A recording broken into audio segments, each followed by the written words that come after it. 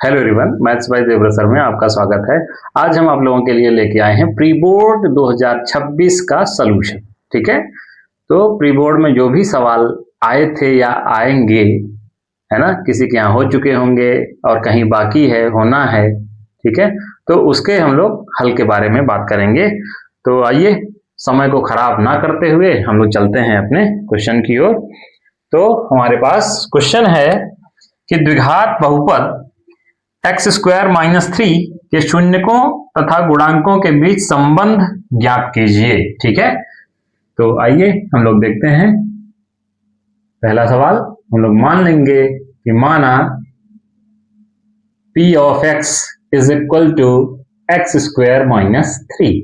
तो हम लोग क्या करेंगे, सबसे पहले इसका गुणनखंड करेंगे। तो ये कितना हो जाएगा, एक्स स्क्वायर माइनस रूट 3, इसका क्या होल स्क्वायर हो जाएगा। ये कितना हो जाएगा, A square minus B square, A plus B और A minus B, X plus root 3, और ये कितना हो जाएगा, एक्स माइनस रूट 3 हो जाएगा। ठीक बात है। अब यहां पे हम लोग क्या करेंगे कि शून्यकों को ज्ञात करने के लिए कितना हो जाएगा, ये हो जाएगा p of x is equal to 0। अब p ऑफ x हमारा क्या था, यही था, यानी कि x प्लस रूट 3 और x minus root 3 is equal to 0। अब हम लोग क्या करेंगे कि एक बार इसको 0 दिखाएंगे, एक बार इसको 0 दिखाएंगे, क्योंकि इन दोनों का गुणनफल यानी कि प्रोडक्ट क्या है, 0 है। या तो ये 0 हो सकता है या तो ये 0 हो सकता है, या तो इन दोनों में से दोनों 0 हो सकते हैं। ठीक है, तो ये हो जाएगा यदि x plus root 3 is equal to 0, तो x इज इक्वल टू कितना हो जाएगा, ये माइनस रूट 3। यही यदि दूसरा वाला x minus root 3 is equal to 0, तो x is equal to root 3। अब हम लोग क्या करेंगे, शून्यकों तथा गुणांकों के बीच के लिए जो संबंध की सत्यता की जांच करनी है वो हम लोग लिख देंगे। अब यहां लिख सकते हैं सत्यता की जांच, यही हेडिंग डाल सकते हैं।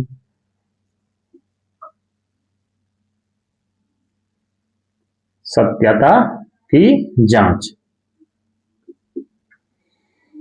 ठीक है। यहां पे हम लोग क्या करेंगे, शून्यकों का योगफल निकालते हैं। शून्यकों का योगफल ये क्या होता है भैया, होता है माइनस एक्स का गुणांक बटे एक्स स्क्वायर का गुणांक। अब यहां पे शून्य हमारे पास क्या थे, शून्यक हमारे पास थे, एक ये और एक ये, दो शून्यक आए हैं, तो इसका योगफल हम लोग लेंगे माइनस रूट 3 और plus root 3 is equal to minus x का गुणांक। अब देखिए हमारे पास ये बहुपद था, इसमें यक्स वाला पद तो है ही नहीं है। जब यक्स वाला पद नहीं है तो उसका गुणांक क्या हो जाएगा, 0 हो जाएगा, बटे एक्स स्क्वायर का गुणांक। तो यहाँ पे एक्स स्क्वायर ये है, इसका गुणांक निकालने के लिए हमें एक्स स्क्वायर को ही छोड़ देना होगा। जब एक्स स्क्वायर को हम लोग छोड़ देंगे तो क्या बचेगा, 1, तो उसका गुणांक कितना हो जाएगा, 1 हो जाएगा। यहाँ पे माइनस रूट 3 प्लस रूट 3, ये कितना आ जाएगा, 0, और यहाँ पे 0/1 ये भी कितना आ जाएगा, 0, दोनों क्या हो गए, बराबर हो गए। इसी प्रकार से हम लोग को क्या करना होगा, शून्यकों का गुणनफल निकालना होगा। शून्यकों का गुणनफल ये क्या होता है भैया, अचर पद बटे एक्स स्क्वायर का गुणांक। अब आ जाइए, शून्यकों का गुणनफल, तुम्हारे पास शून्य क्या थे, माइनस रूट 3 और रूट 3, इनका हम लोग क्या करेंगे, गुणा करेंगे। Minus root 3 into root 3 is equal to अचर पद। अचर पद जिसमें चर ना हो, यक्स ना हो, वो कितना है, -3 है, बटे एक्स स्क्वायर का गुणांक अभी हम लोगों ने निकाला था, कितना था, 1 था। गुणा करेंगे कितना आ जाएगा, -3 आ जाएगा, ये भी कितना आ जाएगा, -3, दोनों भी यहां पे भी क्या आ गए, बराबर। ठीक है, बस यहीं तक था। आइए हम लोग चलते हैं अपने नेक्स्ट क्वेश्चन की ओर। हमारे पास ट्रिग्नोमेट्री का क्वेश्चन है, तो हम लोग यहां पे लेफ्ट हैंड साइड ले लेते हैं, कम समय में हम लोग ज्यादा क्वेश्चन कर पाए। 1 प्लस सेक ए, क्योंकि 3 घंटे का पेपर होता है आपका, 3.25 घंटे का, हम लोग 40-45 मिनट का लेक्चर करेंगे, जो हो पाएगा वो करेंगे। इसको हम लोग साइन कास में तोड़ देंगे। 1 प्लस सेक को लिखते हैं 1/cos ए, और यहां पे भी 1/cos ए।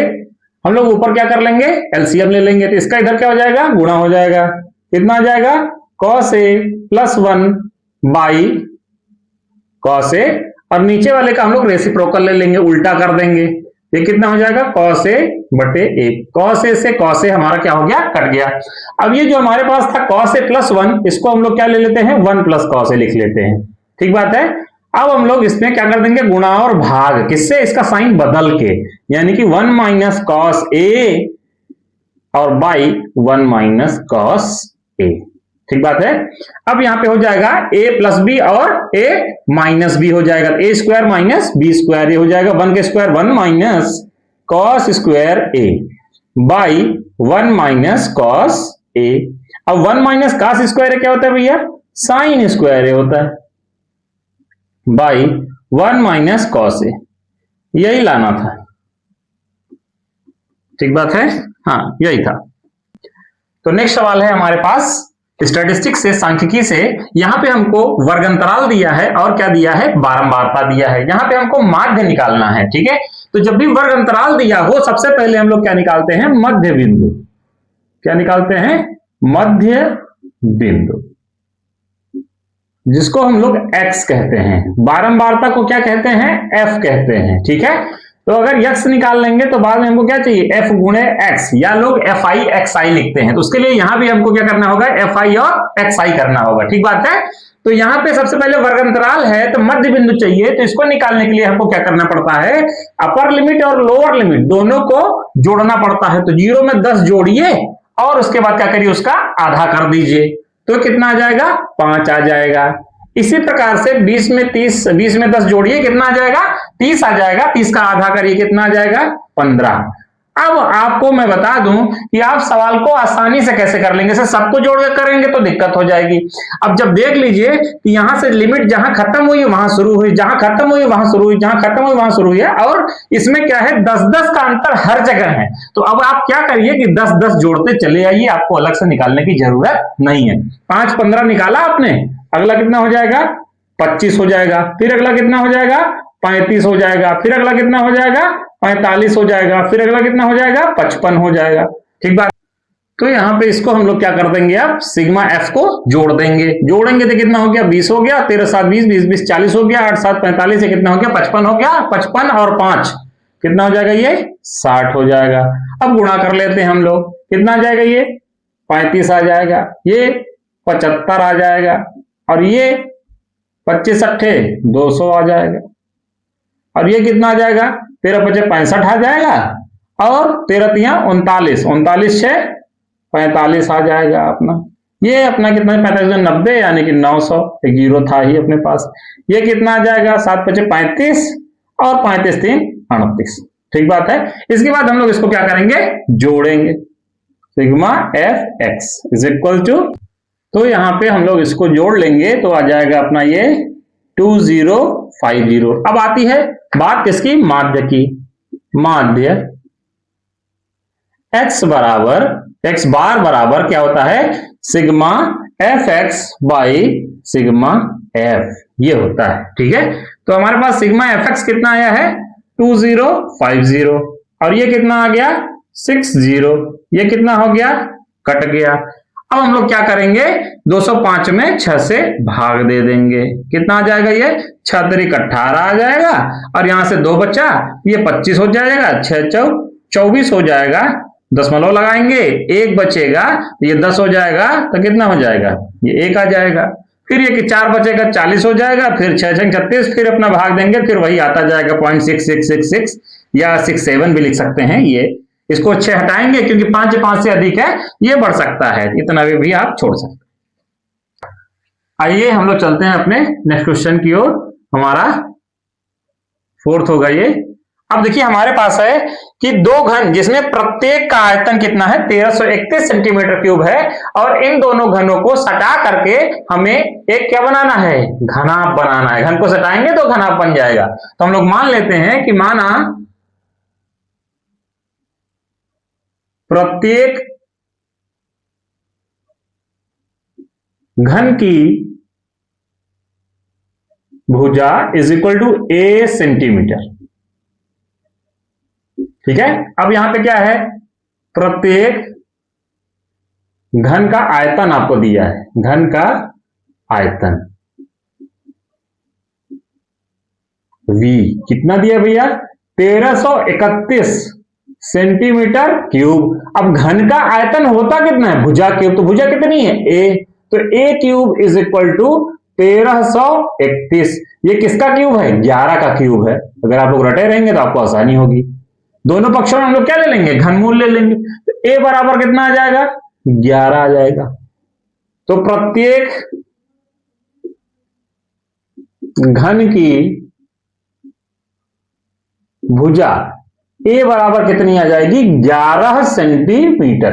अब देखिए दो घन हैं, जैसे हमारे पास ये मान लीजिए एक घन हुआ हमारे पास, केवल हम लोग ऊपरी हिस्सा बना रहे हैं। तो इसी प्रकार से एक दूसरा भी घन है, उसको हम लोग सटा करके रखेंगे। ठीक है, तो क्या बढ़ रही है, केवल लंबाई बढ़ रही है। ये कितनी थी, 11 प्लस 11, लंबाई बढ़ गई। चौड़ाई 11 थी, 11 ही रहेगी। ऊंचाई भी 11 थी, 11 ही रहेगी, है ना। अब यहां पे हम लोग लिखेंगे कि चूंकि दो घनों को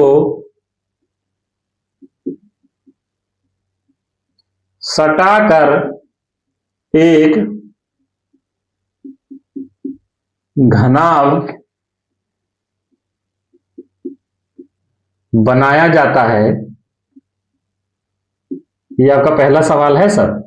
ठीक है, इसलिए घनाभ की लंबाई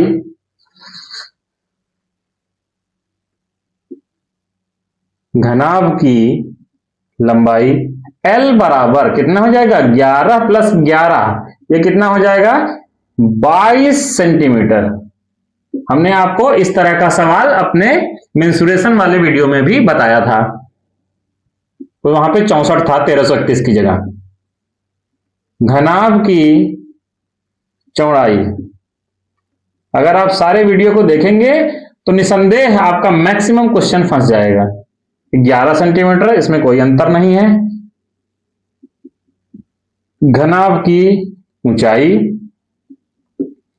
H बराबर, वो भी, उसमें भी कोई अंतर नहीं। पृष्ठीय क्षेत्रफल पूछ रहा है या संपूर्ण पृष्ठ,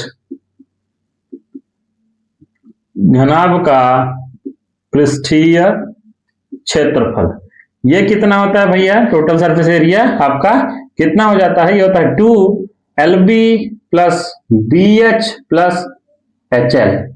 ठीक बात है।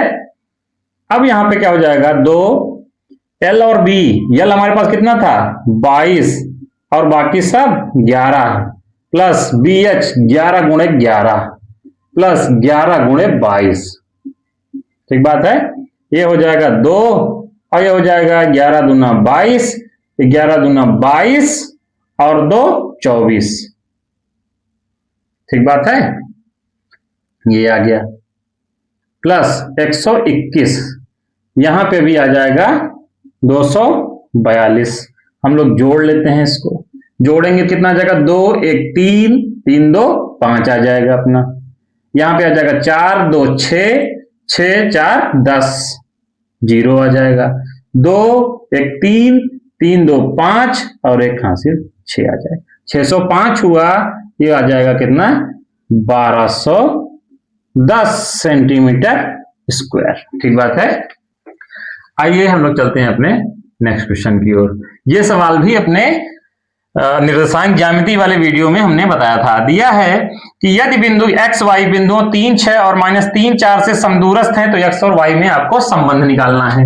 हमारे पास एक बिंदु मान लेते हैं P है, x और y। यहां पे हमारे पास एक बिंदु A हो गया, ये हो गया अपने पास 3 और 6। एक दूसरा बिंदु हो गया B, ये हो गया अपना कितना, -3 और 4। इससे इसकी दूरी और इससे इसकी दूरी, ठीक है, क्या है, बराबर है। अब यहां पे लिखेंगे हम लोग, क्योंकि बिंदु P एक्स वाई बिंदुओं A 3, 6 और B -3, 4 से समदूरस्थ है, से समदूरस्थ है। इसलिए ये क्या हो जाएगा भैया, PA is equal to PB।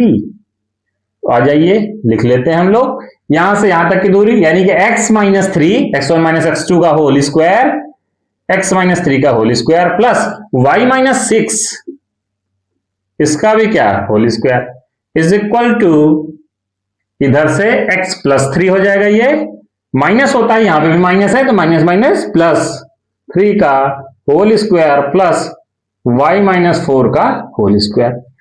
अब यहां पे कितना हो जाएगा, दोनों पक्षों में हम लोग क्या कर देते हैं, वर्ग कर देते हैं, तभी करंडी हटेगी। या अभी कर दीजिए या बाद में करिएगा, करना तो है ही है, तो कर देते हैं यहीं, दोनों पक्षों में वर्ग करने पर कर दीजिए भैया, कितना जाएगा, x - 3 का होल स्क्वायर प्लस y - 6 का whole square is equal to x + 3 का होल स्क्वायर प्लस y - 4 का होल स्क्वायर। एक बात याद रखिएगा, जब भी कभी हम करंडी का स्क्वायर करते हैं तो केवल करंडी हटती है, बस और कुछ नहीं, ठीक है। तो a - b का होल स्क्वायर करेंगे, कितना आ जाएगा, a square plus b square, 3 का स्क्वायर कितना हो जाएगा 9 -2ab तो -6x आ जाएगा, प्लस ए स्क्वायर यानी कि Y square plus B square, इसका मतलब 36 हो गया, -2ab तो -6 दूनी 12 वाई हो जाएगी। ऐसे इधर x square plus 9 plus 2ab हो जाएगा, 6x हो जाएगा, प्लस वाई स्क्वायर प्लस 16 हो जाएगा, ये 4 का स्क्वायर -2ab तो -4 दूनी 8y। अब यहां से देखिए y स्क्वायर से अपना y स्क्वायर कैंसिल आउट हो जाएगा, x स्क्वायर से x स्क्वायर कैंसिल आउट हो जाएगा, 9 से 9 कट जाएगा।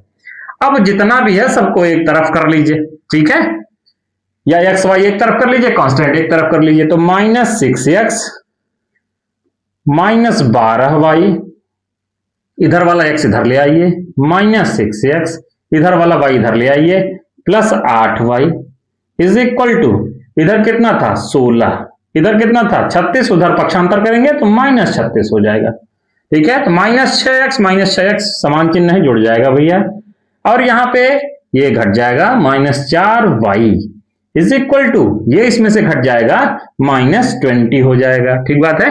अब यहां पे देखिए दोनों साइड सभी में माइनस भी है और 4 से डिवाइड भी हो रहा है, या कॉमन कर सकते हैं, हम लोग -4 से दोनों पक्षों में क्या कर देंगे, भाग दे देंगे, तो 4 तिहाई 12 हो जाएगा, और 4 एकम 4, तो एक लिखते नहीं है, अंडरस्टूड होता है, यहां पे 4 पंचे 20 आ जाएगा।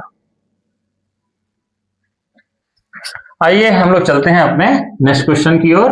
अब देखिए वो जितने भी सवाल हमने कराए वो पहला सवाल था, पहले में 6 सवाल आपको करना होता है, 5 हमने बता दिया, एक है √3 एक अपरिमेय संख्या है, तो उसको हम लोग कर लेंगे, उसको हमने अभी पढ़ाया भी नहीं है, उसको नेक्स्ट लेक्चर पर बात करेंगे, ठीक है।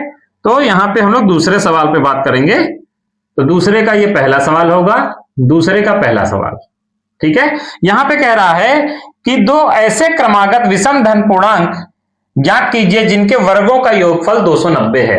अब देखिए लोग मानने को तो मान लेते हैं कि पहली संख्या x है, दूसरी संख्या x + 1 है, ये आपकी क्या हो गई, विषम संख्या हो गई। लेकिन हमारे हिसाब से जो मानना चाहिए आपको विषम संख्याएं, वो हम लोग क्या मानेंगे, माना दो धनात्मक विषम संख्याएं देखिए अब हम मान लीजिए x है, इसको तो हम कुछ कह नहीं सकते, ये एक सम है, एक विषम है, तो उसको में हम लोग क्या कर देंगे, 2 से गुणा कर देंगे। जैसे 2 से गुणा करेंगे हम किसी संख्या में, चाहे वो सम हो, सम है तो ऑलरेडी सम रहेगी, विषम भी है तो वो क्या हो जाएगी, सम हो जाएगी। और फिर हम लोग क्या कर देंगे, उसमें एक जोड़ देंगे, और जैसे ही एक जोड़ेंगे किसी सम संख्या में, वो क्या हो जाती है, विषम हो जाती है तुरंत। ठीक है, तो हमारी पहली विषम संख्या हमेशा याद रखिएगा क्या होगी, 2x + 1, तथा दूसरी जो होगी वो 2x + 3। क्रमागत मतलब क्रम के अनुसार, लगातार। ठीक है, हैं।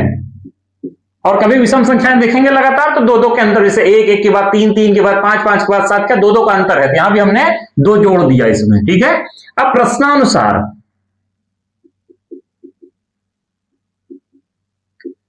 क्या कह रहा है, कह रहा है कि इनके वर्गों का योग जो है वो 290 है। आ जाइए, तो 2x + 1 इसका क्या, होल स्क्वायर, प्लस 2x + 3 इसका भी क्या, होल स्क्वायर, = 290। ठीक बात है, तो ये चीज हो गई। अब यहां पे हम लोग क्या करेंगे, होल स्क्वायर तोड़ देंगे, ये कितना हो जाएगा, 2x का होल स्क्वायर कितना हो जाएगा, 4x² + 1 + 2a भी लगाएंगे तो 2 दूनी 4x आ जाएगा भैया। यहां पे भी 4x² आ जाएगा और 3 का स्क्वायर 9 हो जाएगा, 2a भी लगाएंगे तो 3 दूनी 6 दूनी 12 आ जाएगा ये। और इसको इधर ले आ लेते हैं तो -290 = इधर कुछ नहीं बचा, 0। 4x² 8x² आ जाएगा ये, 4x और 12x 16x। अब देखिए 9 और 1 मिलके कितने हो गए, 10 हो गए, और 10 में से 290 घट जाएगा, कितना जाएगा, -280 आ जाएगा ये, = 0। ठीक है, ये हमारे पास ये आ गया। ठीक है, अब यहां पे हम लोग इसको 8 से क्या कर देंगे, डिवाइड। यहीं पे गुणनखंड करना चाहे तो कर सकते हैं, लेकिन सवाल आपका क्या हो जाएगा, बड़ा हो जाएगा, तो 8 से ये कट जाएगा। भाग दीजिए पूरे समीकरण में, तो x² + 8 दूनी 16, 2 आ जाएगा, माइनस ये कितना आ जाएगा, 8 त्रिक 24, और यहां पे 4 बचेगा तो 8 5 40 आ जाएगा ये। अब यहां पे इसका हम लोग क्या कर लेंगे, गुणनखंड कर लेंगे। तो यहां वर्ग पद का गुणांक 1 है, अचर पद अपने पास -35 है।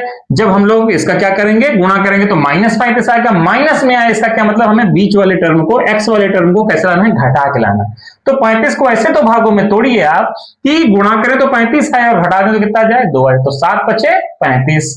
और बात आती है कि कौन प्लस होगा कौन माइनस होगा, तो घटा के तो लाना है, चिन्ह विपरीत होगा तभी घटेगा, तो जो बड़ा होगा उसको हम जिसमें लाना है उसी में लेना है। ठीक है, तो प्लस में लाना है तो बड़े वाले को प्लस, छोटे वाले को माइनस। तो x² + 7x - 5x - 35 बराबर 0। ये अपने पास x कॉमन होगा, x + 7 आ जाएगा, -5 और x + 7 हो जाएगा, = 0। x + 7 अगली लाइन में कॉमन हो जाएगा, x - 5 आ जाएगा ये, और = 0। अब यहाँ पे देखिए दो चीजों का गुणनफल 0 है, या तो ये 0 होगा या तो ये 0 होगा, या तो दोनों 0 हो सकते हैं। तो दिखाइए, यदि x + 7 = 0 तो x कितना आ जाएगा, -7 आ जाएगा, क्योंकि हमें धनात्मक चाहिए थे, क्या हो जाएगा, अमान्य हो जाएगा, जो कि लिख दीजिए यहीं पे, अमान्य है या अग्राह्य है, अमान्य है। ठीक बात है। अगला, यदि x - 5 = 0 तो x कितना आ जाएगा, 5। x का मान आ गया पॉजिटिव में। अब हम लिख देंगे कि अतः, वही सेंटेंस पूरा लिखना है, जहां माना लिखा वहां आता लिख देंगे, अतः 2 धनात्मक के बाद क्रमागत होनी चाहिए, है ना, धनात्मक या धन क्रमागत लिख सकते हैं, धनात्मक क्रमागत संख्याएं, वहां भी ऊपर भी लिख लेना, संख्याएं कितना, यहां पे 5 रखिए तो 5 दूनी 10, 10 और 11, तथा 11 के बाद अगला कितना हो जाएगा, 13 है। आइए दूसरे के हम लोग दूसरे सवाल पे चलते हैं। ये सारे 4 नंबर के सवाल होते हैं। कह रहा है 2 अंकों की एक संख्या के अंकों का योग 9 है और इस संख्या का 9 गुना करने, 9 गुना संख्या का पलटने संख्या बनी। तो सबसे पहले अगर हम लोग बात करते हैं, अगर 2 अंकों की संख्या आपको कह रहा है, सवाल इंपॉर्टेंट, इसमें कभी कभी 6 नंबर में भी पूछ लिया जाता है, तो सबसे पहले हम लोग क्या करेंगे, मानेंगे। अगर दो अंकों की संख्या आपके सामने आई तो आप मान लेंगे कि माना दहाई का अंक बराबर कितना हो जाएगा x तथा इकाई का अंक बराबर y। दो अंकों की संख्या बराबर क्या होता है, सूत्र 10 गुणे दहाई का अंक प्लस इकाई का अंक। ठीक है, तो 10 दहाई का अंक कितना था, x था, तो 10x प्लस y हो गया। अब यहां पे प्रथम शर्त से पहली कंडीशन क्या है, कह रहा है अंकों का जो योग है वो 9 के बराबर है। तो अंक क्या थे, दहाई और इकाई, यानी कि x और y जोड़ देंगे तो कितना आ जाएगा 9, समीकरण 1 हो जाएगा। अब देखिए इस संख्या का 9 गुना, इस संख्या का 9 गुना, तो हम लोग क्या कर देते हैं द्वितीय शर्त से, द्वितीय शर्त से अब संख्या क्या थी, यही संख्या थी, कितना 10x plus y, 10x plus y। अब कह रहा है संख्या का 9 गुना, तो भैया लो हमने क्या कर दिया 9 गुना कर दिया। कह रहा है अंक पलट जाते हैं, यानी कि 10y प्लस x हो जाता है। ठीक है, यहां पे एक चीज और लिखनी थी आपको कि लिख देते हैं यहां पे कि अंकों के स्थान बदलने या पलटने, जो भी कहे, पलटने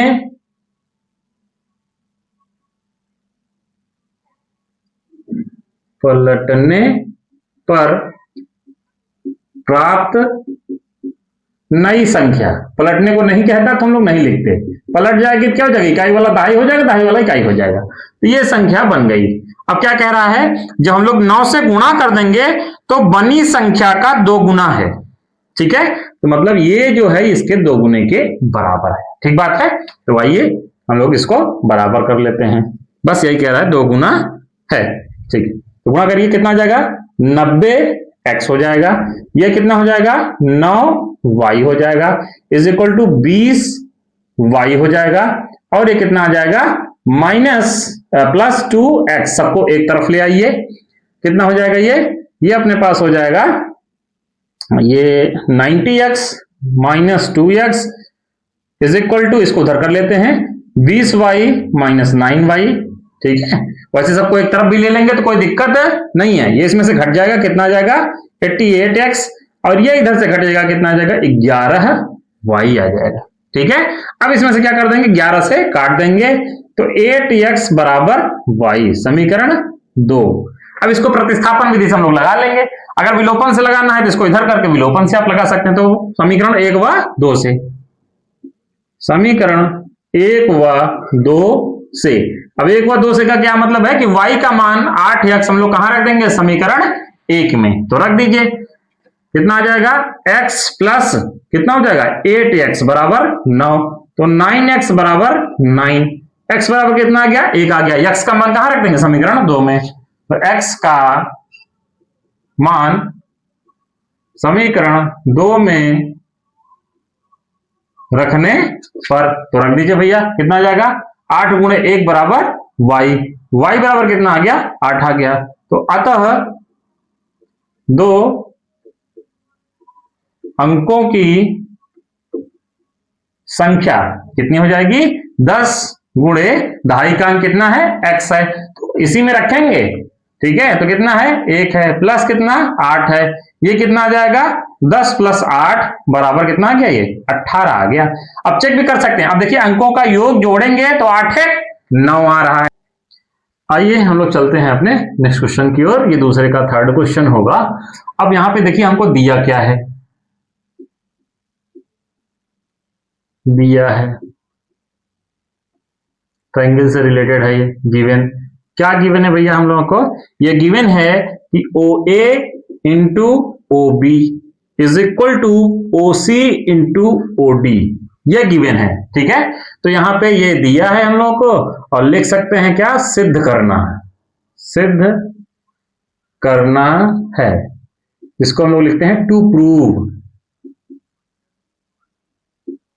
ठीक है, क्या प्रूव करना है? प्रूव करना है कि angle A is equal to angle C तथा angle B is equal to angle D. इसके बाद हम लोग आते हैं उपपत्ति, प्रूफ जिसको कहते हैं। उपपत्ति ये लिखने का तरीका है, लिखेंगे तो अच्छा रहेगा। अब देखिए सबसे पहले जो दिया है वो हम लोग लिखेंगे OA into OB is equal to OC into OD, यहां साइड में लिख देंगे दिया है, इसलिए हम लोगों ने ऐसा लिखा। ठीक बात है। अब यहां पे देखिए OA ये है, OB ये है, हम लोग सेम ट्रायंगल की बात कर लेते हैं। तो OB OA और OD, तो OA बाई OD, ठीक है, is equal to OC by OB। ठीक है, OC बाई OB ये हो गया अपना, इसको लिख देते हैं समीकरण 1। और देखिए एंगल कौन सा? AOD, AOD is equal to angle COB, COB। ये दोनों एंगल बराबर है। कौन सा एंगल? ये वाला और ये वाला। कैसे बराबर है? शीर्षाभिमुख कोण से। तो लिखना पड़ेगा भैया, यहां पे जो भी करेंगे आप याद रखिएगा। इसको हम लोग लिख सकते हैं कैसे? वर्टिकली अपोजिट एंगल बोलते हैं शीर्षाभिमुख कोण। तो शीर्षाभिमुख कोण, समीकरण 2 हो गया। अब देखिए शीर्षाभिमुख कोण होता क्या है कि मान लीजिए दो रेखाएं एक दूसरे को काट रही हैं, तो आमने सामने के कोण क्या होते हैं? शीर्षाभिमुख कोण। ये वाला कोण इस वाले कोण, इस वाले कोण के इस वाले कोण के बराबर हो जाएगा। ठीक बात है। तो यहां पे देखिए अब हमने क्या दिया? अनुपात किसका दिया है?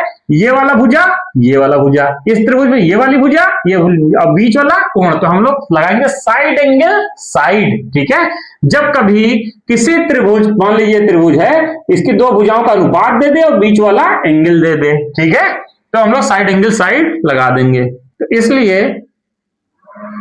यहां लिख देंगे समीकरण 1 व 2 से जब दोनों को हम लोग मिला के देखेंगे तो साइड एंगल साइड समरूपता कसौटी से,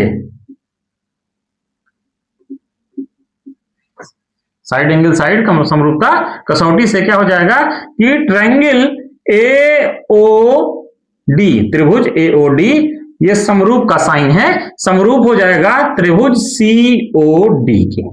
ठीक बात है। जब समरूप हो जाएगा तो हमारा क्या हो जाएगा? अतः क्या हो जाएगा कि angle A is equal to angle C तथा angle B is equal to angle D। ये क्यों हो गया? ये हो गया अपना समरूप त्रिभुज के संगत कोण। यहां भी वही चीज है। ठीक है, अगर कोई दो त्रिभुज समरूप हो गए तो उनके संगत कोण भी क्या होंगे? आपस में बराबर होंगे। उसी से ये क्या हो गया? बराबर हो गया। यही हमको सिद्ध करना। आइए हम लोग चलते हैं अपने नेक्स्ट क्वेश्चन की ओर। ठीक है, ये हमारा 4th क्वेश्चन होगा प्रोबेबिलिटी से। जो सवाल टाइम टेकिंग है थोड़ा सा, हम लोग उसको छोड़ के बात करते हैं क्योंकि ज्यादा टाइम नहीं लेना है, जो भी हो पाएगा हम लोग कर लेते हैं।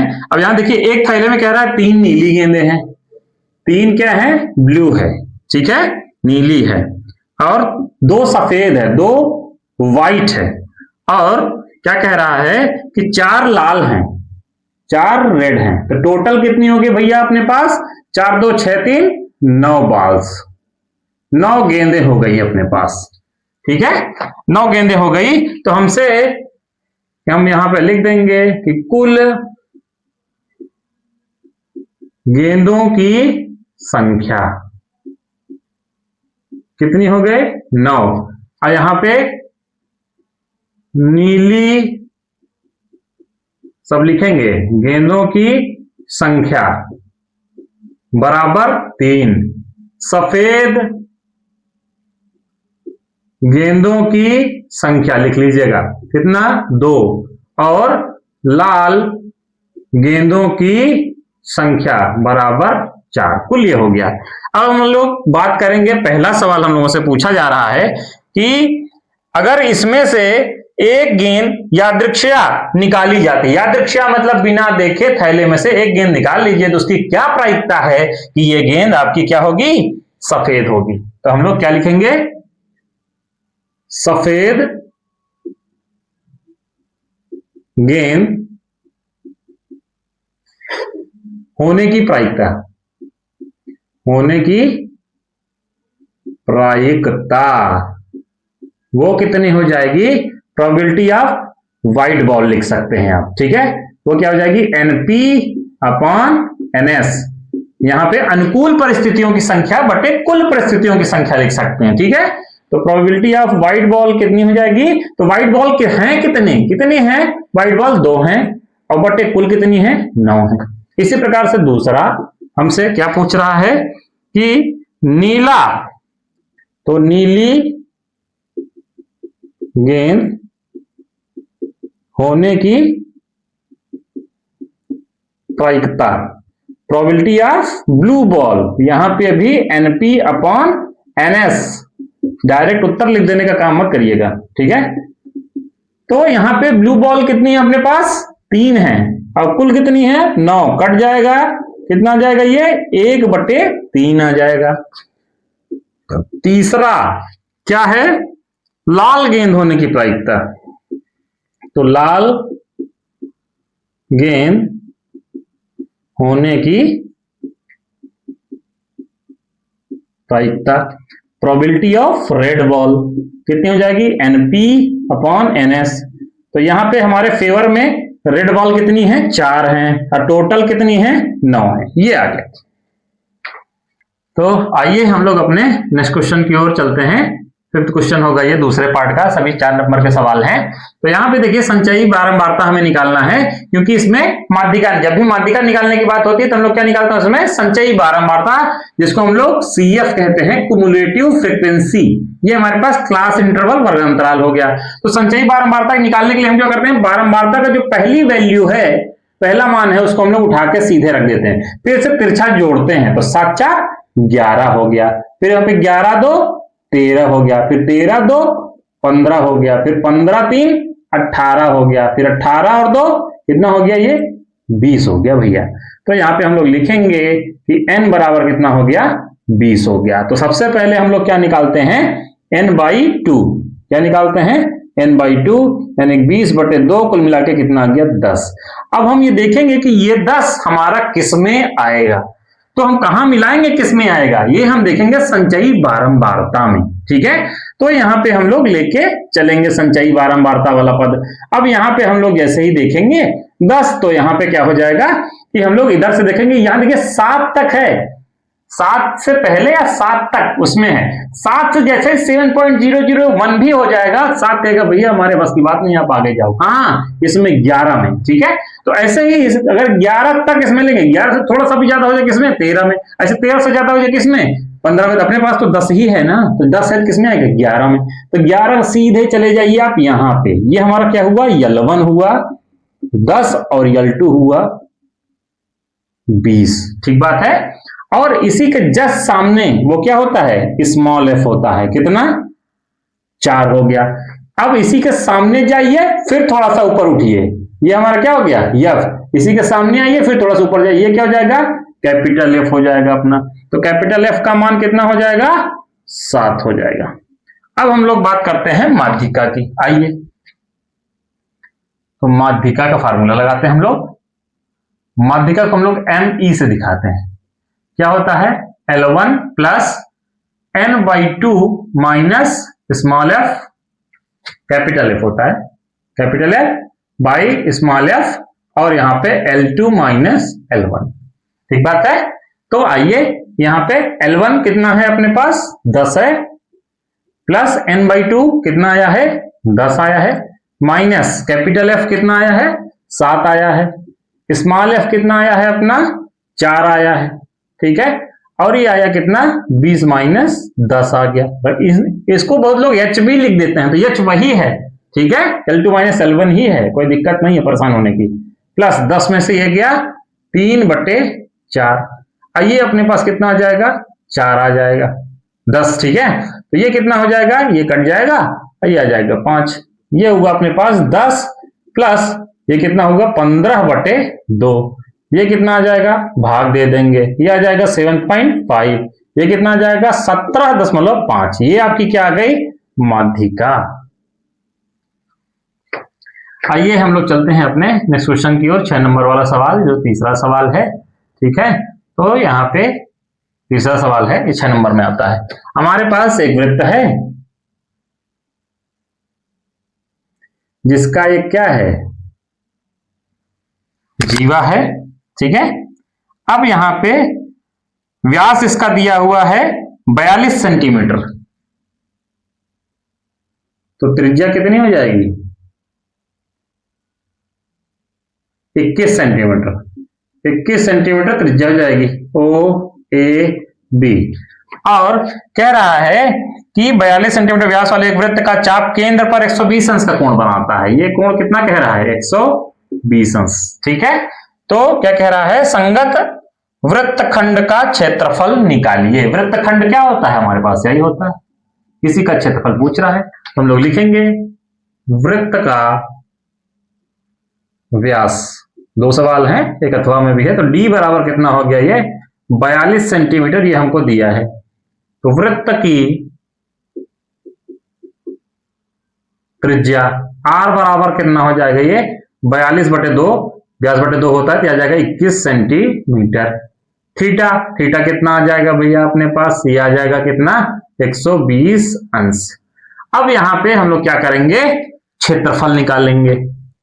वृत्तखंड का क्षेत्रफल डायरेक्ट फार्मूला होता है, हमने लिखाया भी है, और एरिया रिलेटेड टू सर्कल्स में हमने बताया भी इस तरह के सवाल। वृत्तखंड का क्षेत्रफल हमने क्या बताया था, ये त्रिज्यखंड का क्षेत्रफल, त्रिज्यखंड का क्षेत्रफल माइनस संगत त्रिभुज का क्षेत्रफल। तो त्रिज्यखंड का क्षेत्रफल कितना, θ/360 पाई आर स्क्वायर माइनस ये क्या हमने बताया था कि आर स्क्वायर साइन θ/2 और cos θ/2। ठीक बात है, ये होता है। अब यहां पे 1/2 आर स्क्वायर साइन थीटा होता है, लेकिन यहां पे कोण ज्यादा है, 120 है, तो हम लोग यही रख देंगे। ठीक है, यह आ जाएगा 120/360 पाई यानी कि 22/7 और आर स्क्वायर यानी कि 21 × 21 माइनस आर स्क्वायर यहां पे भी 21 × 21, हम लोग कॉमन ही ले लेंगे अभी। ठीक है, यहां पे साइन 120/2 θ/2 तो कितना आ जाएगा 60 अंश और cos 60 अंश। ठीक बात है, ये हमारे पास 12 × 36 और 21 × 21 हमारा क्या हो जाएगा, कॉमन हो जाएगा, 21 × 21, 12 × 36 1/3 और ये कितना आ गया 22/7, ये आ गया माइनस ये कॉमन हो गया, साइन 60 का मान आ गया अपने पास √3/2 इंटू cos 60 का मान 1/2। ठीक बात है, अब यहां पे हम लोग क्या कर लेंगे, ये आ गया अपना 441, ये आया 22/21 माइनस ये कितना आ गया, ये आ गया अपने पास √3/4। हम लोग क्या ले लेते हैं, लघुत्तम 441 और यहां पे आ जाएगा ये 84, 21 चौक 84, तो 4 का गुणा हो जाएगा ये 88 माइनस ये आ जाएगा 21√3। हम लोग इसको काट सकते हैं, ये आ जाएगा 21 चौक 84 और 21 21, ये आ जाएगा 21/4 और ये आ जाएगा 88 माइनस 21√3। और भी अगर आप सेंटीमीटर स्क्वायर है और भी अगर आप करना चाहते हैं तो √3 की वैल्यू 1.732 रख सकते हैं। ठीक है, आइए हम लोग चलते हैं अपने नेक्स्ट क्वेश्चन की ओर। ये चौथा सवाल है, ये भी 6 नंबर में पूछा जाता है। कह रहा है यदि दो वर्गों के परिमापों का योगफल 68 है और क्षेत्रफलों का योगफल 157 है तो दोनों वर्गों की भुजाएं ज्ञात कीजिए। तो हम लोग मान लेंगे कि माना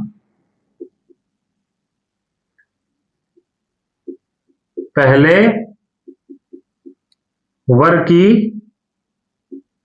भुजा x सेंटीमीटर तथा दूसरे वर्ग की भुजा बराबर y सेंटीमीटर, प्रथम शर्त से।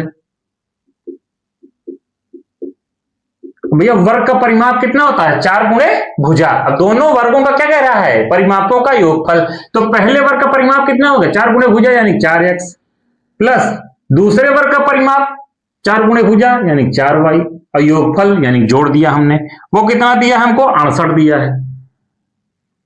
ठीक है, अब हम लोग 4 से क्या कर देंगे? यहां से वहां तक भाग दे देंगे, सभी कट जाएगा, ये x आ जाएगा, ये y आ जाएगा, और 17 चौका 68, समीकरण 1 हो गया। द्वितीय शर्त से आ जाइए, द्वितीय शर्त से ये क्या कह रहा है? दोनों वर्गों के क्षेत्रफलों का योग। किसका योग? क्षेत्रफलों का योग दिया 157 मीटर स्क्वायर। सब कहे में है मीटर में, भैया इसको मीटर कर लेते हैं। ठीक है, ये मीटर में, क्योंकि मीटर में दिया है। ठीक है, तो यहां पे हो जाएगा भुजा स्क्वायर होता है क्षेत्रफल, तो क्या हो जाएगा? पहले का x स्क्वायर प्लस दूसरे का y स्क्वायर बराबर 157 मीटर स्क्वायर। ये आ गया भैया। अब यहां से x या y किसी एक का मान निकाल के यहां पे रख देंगे। ठीक है, तो मान लीजिए हम लोग निकाल लेते हैं समीकरण। तो समीकरण 1 व 2 से यहां से हम लोग क्या करेंगे? x का मान लीजिए निकाल लेते हैं। x का मान निकालेंगे कितना? 17 माइनस वाई, यहां रखेंगे 17 माइनस वाई का whole square plus Y square बराबर 157। ठीक बात है, a माइनस बी का होल स्क्वायर तोड़िए, कितना आ जाएगा? 289 17 का square plus Y square minus 34 Y plus Y square, इसको इधर ले आ लेते हैं, माइनस 157 बराबर कुछ नहीं बचा 0। वाई स्क्वायर भैया कितना हो गया? 2y square minus 34 Y. अब इसमें से 289 में से 57 घट जाएगा, 9 में से 7 गए, कितना आ जाएगा? ये 2 आ जाएगा, 8 में से 5 गए 3 आ जाएगा, और ये आ जाएगा 132। अब देखिए 2 से सभी भाग हो रहे हैं, तो भाग जरूर कर दीजिए, सवाल छोटा हो जाएगा। ये आ जाएगा वाई स्क्वायर माइनस 17 वाई, अब ये आ जाएगा कितना? 2 छंग 12 और 2 छंग 12, ये आ गया अपने पास। अब इसका आप लोगों को क्या करना है? गुणनखंड करना है। ठीक है, तो आ जाएगा कितना? 11 छक्का 66, 11 छह 17, ये आ जाएगा। तो Y square minus 11y minus 6y plus 66 बराबर 0। तो y ये कितना आ जाएगा? कॉमन लिया, y माइनस 11 माइनस 6 कॉमन लिया हम लोगों ने, y माइनस 11 बराबर 0। आ जाइए इधर। अब यहाँ पे कितना आ जाएगा? y माइनस 11 कॉमन कर लेंगे, y माइनस 6 आ जाएगा इज इक्वल टू 0। अब बारी बारी 0 दिखाइए। यदि y माइनस 11 बराबर 0 तो y बराबर कितना आ जाएगा? 11, और यदि y बराबर कितना आ गया अपने पास? ये y माइनस 6 बराबर 0, तो y बराबर कितना आ जाएगा? 6 आ जाएगा। अब देखिए यहां पे समीकरण 1 में जब आप y बराबर 11 रखेंगे तो x बराबर 6 आएगा। यही समीकरण 1 में जब आप y बराबर 6 रखेंगे तो x बराबर कितना आ जाएगा? 17 आ जाएगा, 11 आ जाएगा। ठीक है, इसका मतलब यह है कि एक 6 होगा और एक क्या होगा? 11 होगा। तो हम लोग लिख देते हैं y का मान समीकरण 1 में रखने पर, ठीक है, रखने पर, तो जब कितना रख जाएंगे? y बराबर 11 रखेंगे तो कितना आ जाएगा? x बराबर कितना आ जाएगा? 6 आ जाएगा। ठीक बात है, तो यहां पे लिख सकते हैं, अतः पहले वर्ग की भुजा कितना आ जाएगा? 6 सेंटीमीटर, 6 मीटर, और दूसरे वर्ग की भुजा कितनी आ जाएगी? 11 मीटर। अगर ये वाला 11 होगा तो ये वाला 6 हो जाएगा। ठीक है, आइए हम लोग चलते हैं अपने लास्ट क्वेश्चन की ओर। इसके बाद 2 सवाल बचेंगे, उसको क्योंकि टाइम ज्यादा हो रहा है तो हम लोग नहीं कर पाएंगे। यहां पे देखिए कह रहा है समतल भूमि पर खड़ी एक मीनार की छाया 20 मीटर अधिक होती। छाया हम लोग कहां दिखाते हैं? जमीन पर, ना कि हवा पर। ठीक है, छाया कहां दिखाएंगे? जमीन पर। कह रहा है छाया 20 मीटर अधिक होती यदि क्या कि उसमें जो है उन्नतांश मतलब उन्नयन कोण उसका 60 अंश से घटकर 30 अंश हो जाता है। जब 60 से घटकर 30 आएगा हम लोग दूर जाएंगे तभी घटेगा, जितना दूर जाएंगे उतना घटेगा, जितना पास आएंगे उतना क्या होगा, बढ़ेगा। जब दूर जाएंगे घटेगा तो कह रहा है छाया क्या होती है 20 मीटर बढ़ जाती है। तो मीनार की ऊंचाई ज्ञात कीजिए। तो हम लोग माने वानेंगे कुछ नहीं, बहुत लोग मान लेते हैं, तो हम लोग कुछ नहीं मानने वाले हैं, ठीक है। ऐसे लगा देते हैं, क्या क्या दिया है उसको लिख दीजिए आप। दिया है, क्या दिया है कि CD बराबर कितना 20 मीटर और क्या एंगल ADB बराबर 60 डिग्री, एंगल ACB बराबर 30 डिग्री। अब यहां पे दो त्रिभुज बने, बिना दोनों के लिए आप सॉल्व नहीं कर पाएंगे, तो समकोण त्रिभुज छोटा वाला ले लेते हैं ABD में। अगर आप समकोण कह रहे हैं समकोण B पे है तो बीच में आना चाहिए ये, ठीक है। tan ले लीजिए, tan 60 is equal to AB, ऊंचाई AB है तो वही निकालना है हमको DB, ठीक है। tan 60 कितना √3, ये क्या हो जाएगा AB बाई DB, ठीक है। अब यहां पे क्योंकि हमको क्या निकालना है ऊंचाई यानी कि AB, तो यहां से DB का मान निकालिए ना कि AB का। हम लोग DB यहां ले आएंगे, DB और ये कितना हो जाएगा AB बाई √3। समीकरण 1 पुनः ले लीजिए दूसरा वाला, तो पुनः त्रिभुज या समकोण त्रिभुज, समकोण त्रिभुज कौन सा ABC में, ABC में कितना हो जाएगा भैया tan 30 आ जाएगा, ये अपना आ जाएगा AB बाई BC। और यहां पे हम लोग लिख सकते हैं AB BC को दो भागों में तोड़ सकते हैं, क्या CD प्लस BD या DB, ठीक है। तो यहाँ पे ये कितना आ जाएगा 1/√3, ये कितना आ गया AB, CD पता है कितना 20 प्लस BD यहाँ पे हम लोगों ने निकाला है कितना AB बाई √3। फिर एक गुणा करिए इसका इधर और इसका इधर, इसका इधर करेंगे कितना आ जाएगा √3AB, ये कितना आ जाएगा 20, एक में करेंगे तो वही आ जाएगा, ये कितना आ जाएगा √3, इसको इधर करिए कितना आ जाएगा √3AB minus AB by √3 is equal to 20। अब यहां पे हम लोग क्या करेंगे AB कॉमन कर लेंगे, तो AB जैसे ही हम लोग कॉमन करेंगे तो क्या बचेगा यहां से √3 बचेगा, यहां से -1/√3 इज इक्वल टू कितना आ जाएगा 20 आ जाएगा। ये हुआ AB, यहाँ पे लघुत्तम लेंगे कितना √3, ये आ जाएगा √3 का √3 में गुणा 3 - 1 इज इक्वल टू 20। तो AB यहां से आ जाएगा कितना 2/√3 is equal to 20। AB is equal to कितना हो जाएगा 20, √3 का गुणा होगा √3/2, इससे ये क्या हो जाएगा कट जाएगा। AB बराबर कितना आ जाएगा 10√3।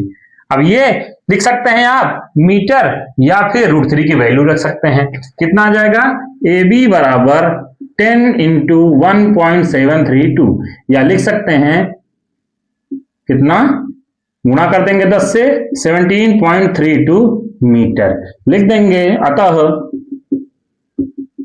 मीनार की ऊंचाई H बराबर 17.32 मीटर।